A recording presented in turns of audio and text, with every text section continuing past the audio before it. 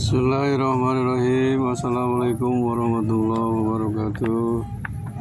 Alhamdulillahirabbil alamin. Wassalatu wassalamu ala asrofil anbiya wal mursalin wa ala alihi washabihi ajmain. Asyhadu an la ilaha illallah wa asyhadu anna muhammadan abduhu wa rasuluh. Allahumma shalli ala Muhammad wa ala ali Muhammad. Amma ba'du. Ya ayyuhal hadirun ittaqullaha haqqa tuqatih wa la tamutunna illa wa antum muslimun. Faqala Allah Ta'ala fil Qur'anil Karim. A'udzu billahi minasyaitonir rajim. Bismillahirrahmanirrahim. Ya ayyuhan nasu taqu rabbakumul ladzi khalaqakum min nafsin wahidah wa khalaqa minha zawjaha wa bassa minhuma rijalan katsiran wa nisaa wattaqullaha alladzi tasaaluna bihi wal arham innallaha kana alaikum raqiba. Sadaqallahul adzim. Yang artinya, hai sekalian manusia, bertakwalah kepada Tuhanmu yang telah menciptakan kamu dari diri yang satu, dan daripadanya Allah menciptakan istrinya, dan daripada keduanya Allah mengembangbiakkan laki-laki dan perempuan yang banyak. Dan bertakwalah kepada Allah yang dengan menggunakan namanya kamu saling meminta satu sama lain, dan peliharalah hubungan silaturahim. Sesungguhnya Allah selalu menjaga dan mengawasi kamu. Hadirin rahimakumullah, itulah terjemah atau arti dari surat An-Nisa ayat 1 yang berhubungan dengan perkawinan, bahwa Allah Subhanahu wa Ta'ala telah menyampaikan kepada kita sebagai hambanya bahwa manusia itu makhluk yang mulia, beda dengan makhluk-makhluk yang lainnya. Dalam hubungan antara laki-laki dan perempuan ada batas-batasnya dan diikat dengan suatu perkawinan. Bagaimana perkawinan menurut ajaran Islam? Saudara-saudaraku, sebagaimana diketahui, ajaran Islam mengatur segala aspek kehidupan secara menyeluruh, tidak kecuali masalah perkawinan. Ketentuan yang telah digariskan Islam dalam masalah ini sebagai berikut. Ada yang disebut muhrim. Muhrim ialah wanita yang tidak halal dinikahi, disebut muhrim. Jika hal ini dilanggar, maka perkawinannya tidak sah. Hubungan suami istri mereka tergolong dalam perbuatan zina. Naudzubillah min dzalik. Siapa yang termasuk muhrim itu? Yang termasuk muhrim pertama, ada 7 orang dari sebab nasab keturunan, yaitu seperti siapa? A. Ibu, ibunya ibu, dan ibu dari bapak sampai garis keturunan ke atas seterusnya. B. Anak, cucu, dan keturunan ke bawah dan seterusnya. C. Saudara perempuan seibu sebapak atau seibu atau sebapak saja. D. Saudara perempuan dari bapak. E. Saudara perempuan dari ibu. F. Anak perempuan dari saudara laki-laki seterusnya. G. Anak perempuan dari saudara perempuan seterusnya. Itulah 7 orang dari sebab nasab keturunan atau muhrim. Tidak boleh kita menikahi itu. Yang kedua, ada 2 orang dari sebab rodoah susuan, yaitu A. Ibu yang menyusui sekalipun bukan ibu kandung. B. Saudara perempuan satu susuan. Tidak boleh, hukumnya itu haram. Yang ketiga, ada 4 orang dari sebab musaharoh. Apa musaharoh? Perkawinan, yaitu A. Ibu dari istri atau ibu mertua. B. Anak tiri apabila sudah menggauli ibunya, tidak boleh. C. Istri dari anak menantu. Kemudian D. Istri dari bapak. Yang masuk muhrim yang keempat adalah 1 orang dari sebab berkumpul jima, yaitu saudara perempuan dari istri. Itu muhrim. Kemudian dalam Islam, saudara-saudaraku, ada yang istilah meminang. Meminang adalah pernyataan seorang laki-laki yang meminta kesediaan seorang wanita untuk menjadi jodohnya melalui orang yang dipercaya. Hal itu diperbolehkan dalam Islam. Meminang juga bisa dilakukan dengan jalan sendirian jika wanita yang dipinang dalam iddah bain. Sebagaimana firman Allah dalam Quran surah Al-Baqarah ayat 235 yang artinya tidak ada halangan atas kamu untuk meminang wanita dengan jalan sendirian. Saudara-saudaraku, wanita yang haram dipinang yaitu yang masih dalam iddah roj'iyah, karena masih hak bagi laki yang menceraikannya. Dalam arti laki-laki tersebut masih boleh kembali kepadanya. Juga haram meminang wanita yang sedang dipinang orang lain, sebab Rasulullah SAW pernah bersabda, hadis riwayat Imam Muslim, orang mukmin saudara orang mukmin, tidak halal bagi seorang mukmin meminang seorang wanita yang sedang dipinang oleh seorang saudara sehingga nyata sudah ditinggalkan.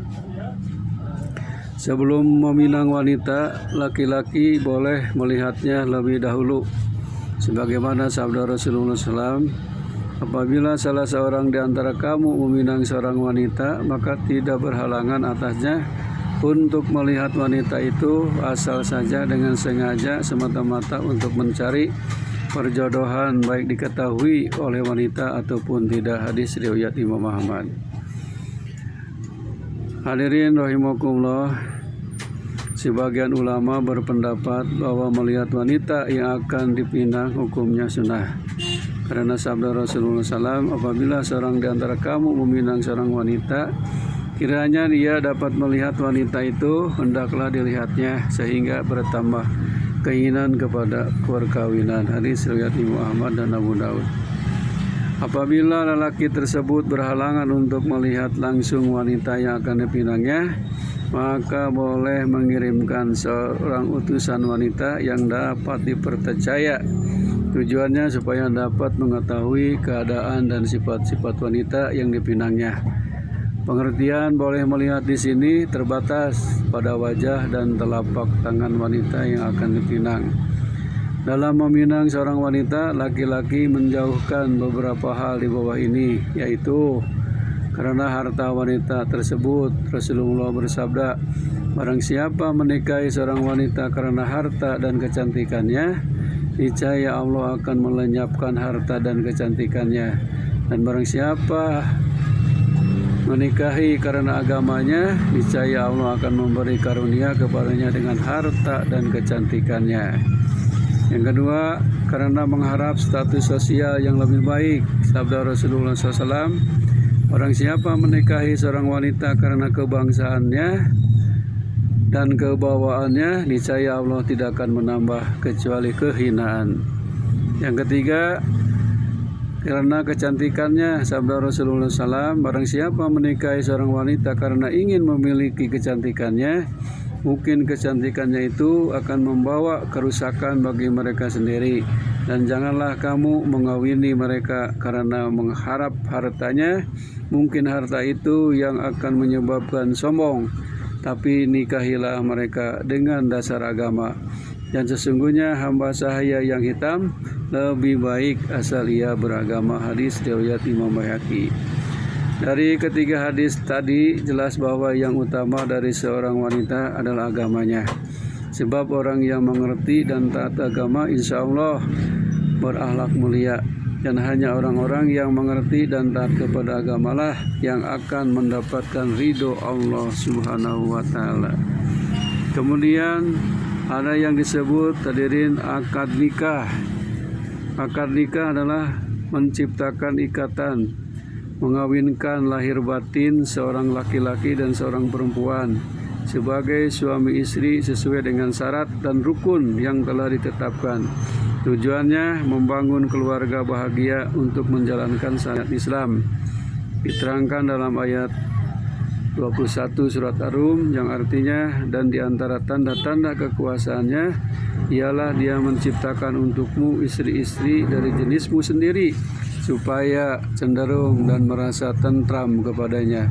serta dijadikannya di antaramu kasih sayang. Sesungguhnya yang demikian itu benar-benar terdapat tanda-tanda bagi kaum yang berpikir. Rasulullah SAW menganjurkan perkawinan. Beliau bersabda, yang artinya Abdullah bin Mas'ud radhiyallahu anhu berkata, kami para pemuda yang tidak mempunyai apa-apa bersama Nabi. Beliau bersabda, wahai para pemuda, siapa yang mampu maka hendaklah kawin. Sesungguhnya kawin itu akan dapat memejamkan pandangan dan memelihara kemaluan dari perbuatan keji. Dan barang siapa yang tidak mampu supaya berpuasa, sebab ia akan mengurangi syahwat. Hadis riwayat Imam Bukhari. Sabda Rasul yang kedua dari Sa'ad bin Abi Waqqas radhiyallahu anhu berkata, Rasulullah SAW telah menolak Utsman bin Mad'un untuk membujang, tidak kawin, dan sekiranya beliau memberi izin kepadanya, sungguh aku akan berdiri. Hadis riwayat Bukhari. Hadirin rahimakumullah, bagaimana hukum nikah? Hukum nikah ada 5, yaitu pertama wajib bagi orang yang mempunyai penghasilan cukup dan takut tidak dapat menghindari godaan setan atau jinah. Yang kedua, hukum nikah sunat bagi orang yang berkeinginan menikah dan sanggup serta cukup untuk menafkahi. Yang ketiga, nikah bisa haram bagi orang yang berniat menyakiti perempuan yang dinikahinya. Yang keempat, nikah bisa jadi bagi yang belum sanggup memberikan nafkah dan belum mempunyai keinginan nikah. Yang kelima, jaiz, yaitu diperbolehkan. Ini asal hukumnya, jaiz. Rukun nikah ada 3. Rukun nikah ada 3. Yang pertama, akad. Apa akad? Yaitu perkataan wali pihak perempuan. Kalimatnya, saya nikahkan engkau dengan anak saya bernama siapa. Kemudian pengantin laki-laki menjawab, saya terima, menikah apa. Boleh juga didahului oleh mempelai laki-laki, nikahkan saya dengan anakmu. Wali menjawab, saya nikahkan engkau dengan anak saya bernama Anu. Tidak sah akad nikah selain dengan lafal nikah atau tajwih atau terjemahan dari keduanya. Sabda Rasulullah SAW, takutlah kepada Allah dalam urusan wanita. Sesungguhnya kamu ambil mereka dengan kepercayaan Allah dan kamu halalkan mereka dengan kalimat Allah. Hadis riwayat Muslim. Sebagian pendapat mengatakan sah akad dengan lafal yang lain asal maknanya sama dengan kedua lafal tersebut. Yang kedua, rukun nikah adalah wali. Wali adalah dari pihak wanita. Sabda Rasulullah SAW, barang siapa di antara wanita menikah tanpa seizin walinya, maka perkawinannya batal. Hadis riwayat Imam Bukhari, Muslim, Nasai. Yang dianggap sah menjadi wali dari pihak perempuan yaitu pertama bapaknya, kakeknya bapak dari bapak, saudara laki-laki seibu bapak, saudara laki sebapak saja, anak laki-laki dari saudara laki-laki seibu sebapak, anak laki-laki dari saudara laki-laki sebapak saja, saudara laki-laki bapak atau paman dari bapak, anak laki-laki paman dari pihak bapak, kemudian hakim. Kemudian wali itu ada syaratnya. Syarat menjadi wali ada 5. Pertama, Islam.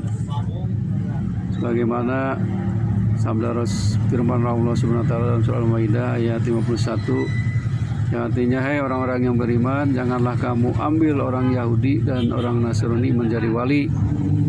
Kedua, syarat wali adalah laki-laki. Ketiga, baligh. Keempat, berakal sehat. Dan kelimanya, merdeka dan adil. Bapak dan datuk mempunyai hak mengawinkan anaknya yang masih gadis atau perawan, sekalipun tanpa izin lebih dahulu dari anak yang bersangkutan.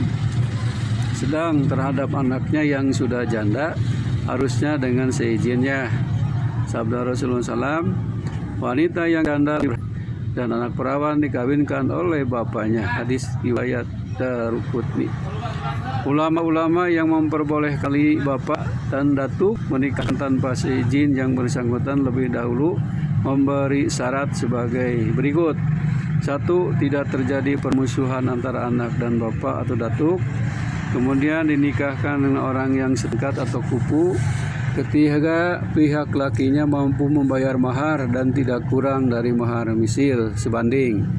Keempat, lelaki yang dipilihnya tidak membahayakan atau mengecewakan si anak kelak setelah menjadi suami. Hadirin rahimakumullah, sebagian ulama berpendapat bapak tidak berhak menikahkan putrinya tanpa lebih dulu. Sabda Rasulullah SAW, janganlah dinikahkan wanita janda sebelum diajak bermusyawarah dan perawan sebelum diminta izinnya. Lalu para sahabat bertanya, bagaimana cara izin perawan itu ya? Jawab beliau, dia tanda izinnya. Hadis riwayat jamaah ahli hadis.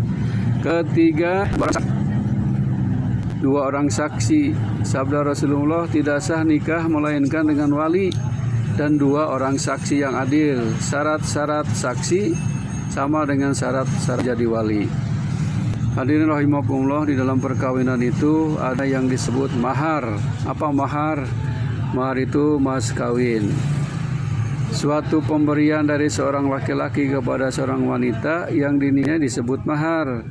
Pemberian tersebut dapat berupa uang atau barang, atau Al-Quran, seperangkat pakaian, sholat, dan sebagainya. Dalam ayat 4 surat An-Nisa ditegaskan, yang artinya, berikanlah mas kawin atau mahar kepada wanita yang kamu nikahi sebagai pemberian penuh kerelaan. Kemudian jika mereka menyerahkan kepadamu sebagian dari mas kawin itu dengan senang hati, maka makanlah, ambillah pemberian itu sebagai makanan yang sedap lagi baik.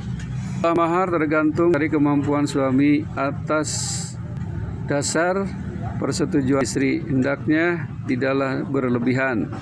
Hal ini tersirat dalam sebuah hadis dari Jabir, sesungguhnya Rasulullah SAW telah bersabda, kalau sekiranya seorang laki-laki memberi makanan sepenuh tangannya saja untuk kawin seorang perempuan, sesungguhnya perempuan itu halal baginya. Hadis riwayat Ahmad dan Abu Daud. Penyerahan mahar boleh secara tunai atau utang. Apabila dibayar tunai, andai terjadi perceraian sebelum bersetubuh, maka suami berhak menarik kembalinya. Sedang jika utang, andai terjadi perceraian sebelum bersetubuh, maka wajib membayar paruhnya. Hal itu dijelaskan dalam ayat 237 surah Al-Baqarah. Yang artinya, kamu cerai istrimu sebelum kau campuri bukan jumlah maharnya, maka bayarlah 1/2 atau setengahnya, kecuali jika istrimu memaafkan atau dimaafkan oleh orang yang memegang ikatan nikah atau wali. Namun apabila perceraian tersebut dikarenakan suami meninggal dunia, sekalipun belum dicampuri, maka istri berhak atas mahar sepenuhnya, mahar misil, serta berhak mendapat pusaka dan wajib idah, sebagaimana hadis yang diriwayatkan oleh 5 orang ahli hadis. Jika mahar bayar oleh pihak suami, si istri berhak mempertahankan atau tidak tergesa-gesa menyerahkan dirinya. Dipaparkan dalam hadis Nabi sebagai berikut. Dari Ibnu Abbas, sesungguhnya Ali ketika ia sudah nikah dengan Fatimah bermaksud akan campur, Rasulullah melarang sebelum ia memberi sesuatu. Ali menjawab, saya tidak punya apa-apa. Rasulullah bersabda, berikan baju peragamu itu. Lantas Ali memberikannya, kemudian didekatinya Fatimah sebagaimana suami mendekati istrinya. Hadis riwayat Abu Daud. Yang ke 6, ada yang apa itu sekupu.